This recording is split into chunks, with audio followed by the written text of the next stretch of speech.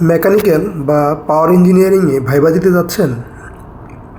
Engine থেকে যদি প্রশ্ন আসে, এই ভিডিওটা না দেখলে বাদ পড়তে পারেন। আসসালামু আলাইকুম, আমি Shuvo. Welcome to BD engineering technology.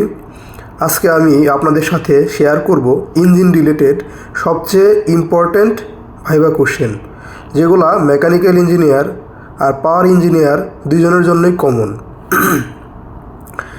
এই প্রশ্নগুলো job interview, factory viva, power plant, generator job সব জায়গাতে আসে। আমরা যদি এটাকে পার্ট হিসাবে করি তাহলে পার্ট 1-এ আসে engine basic viva question.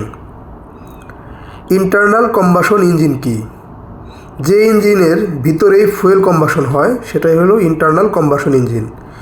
SI engine আর সিআই ইঞ্জিন পার্থক্য কি? এসআই ইঞ্জিন হলো স্পার্ক ইগনিশন ইঞ্জিন বা পেট্রোল ইঞ্জিন। সিআই ইঞ্জিন হলো কম্প্রেশন ইগনিশন অথবা ডিজেল ইঞ্জিন।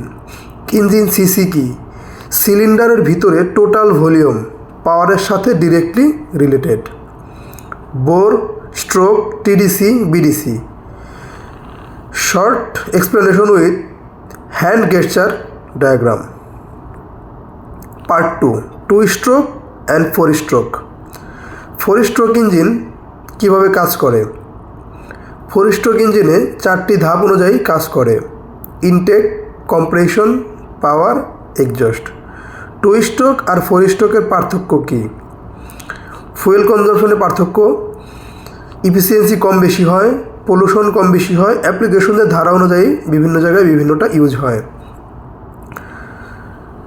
একটা ভাইবা টিপ দেই, 4 স্ট্রোক ইঞ্জিন বেশি ইফিসিয়েন্ট কারণ আলাদা ইনটেক এবং এক্সজস্ট স্ট্রোক থাকে। এবার আসি পার্ট 3-তে, petrol versus diesel. Most asked question, petrol engine আর ডিজেল ইঞ্জিনের পার্থক্য। Fuel compression ratio, ignition system, efficiency. Diesel engine বেশি ইফিসিয়েন্ট কেন? কম্প্রেশন রেশিও বেশি, no spark loss. Octane number কি? সিটেন নাম্বার কি? পেট্রোল ইঞ্জিনে অকটেন ইউজ করা হয়, অকটেনে আর ডিজেল ইঞ্জিনে ডিজেল ইউজ করা হয়, সেটার মধ্যে থাকে সিটেন নাম্বার, পেট্রোলে থাকে অকটেন নাম্বার।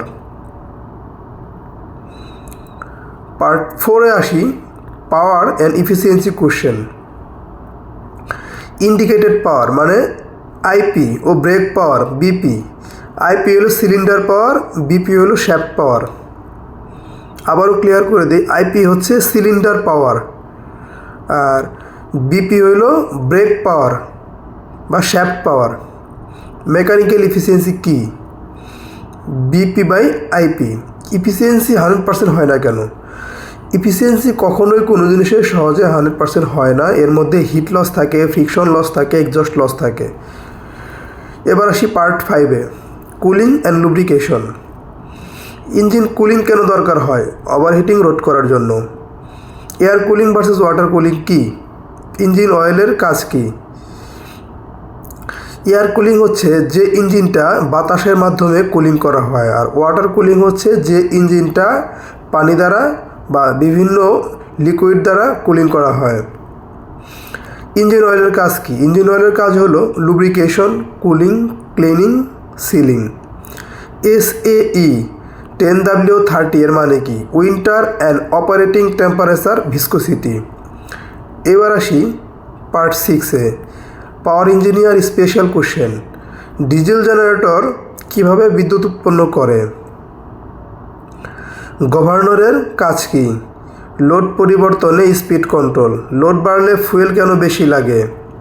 জেনারেটরের ফ্রিকোয়েন্ট ট্রিপ করলে কি চেক করবেন? Overload, cooling, fuel supply, oil pressure. এই 4টে জিনিস চেক করলে আপনারা ফ্রিকোয়েন্ট ট্রিপের কারণ পেয়ে যাবেন। এবার আসি পার্ট 7-এ, practical trouble shooting viva. Black smoke মানে কি? Rich fuel mixture. White smoke মানে কি? Winter on incomplete combustion. Blue smoke মানে কি? Engine oil burn. Engine overheating হলে কি করবেন? ইঞ্জিন ওভারহিটিং হলে ইঞ্জিনের বেশ কয়েকটা জিনিস আমাদেরকে চেক করতে হবে। এর মধ্যে আছে লুব্রিকেশনটা ঠিকমতো হচ্ছে কি না, কুলিং সিস্টেম ঠিকমতো কাজ করতেছে কি না, যদি সেটা ওয়াটার কুলিং হয় ওয়াটারটা পর্যাপ্ত আছে কি না, এই জিনিসগুলো আমাদেরকে অবশ্যই খেয়াল করতে হবে। এবার rapid fire examiner favourite, flywheel কেন দরকার, টার্বোচার্জার পাওয়ার কিভাবে বাড়ায়, মাল্টি সিলিন্ডার ইঞ্জিন স্মুথ কেন, ডিজেল ইঞ্জিন সেলফ স্টার্ট কেন। যদি আপনি মেকানিক্যাল বা পাওয়ার ইঞ্জিনিয়ারিংয়ে জব ভাইবা প্রিপেয়ার করেন, এই প্রশ্নগুলো 100% হেল্পফুল হবে। ভিডিওটা ভালো লাগলে লাইক, কমেন্ট, শেয়ার করুন। আর এমন টেকনিক্যাল কন্টেন্ট পেতে বিডি ইঞ্জিনিয়ারিং টেকনোলজি চ্যানেলটি সাবস্ক্রাইব করুন।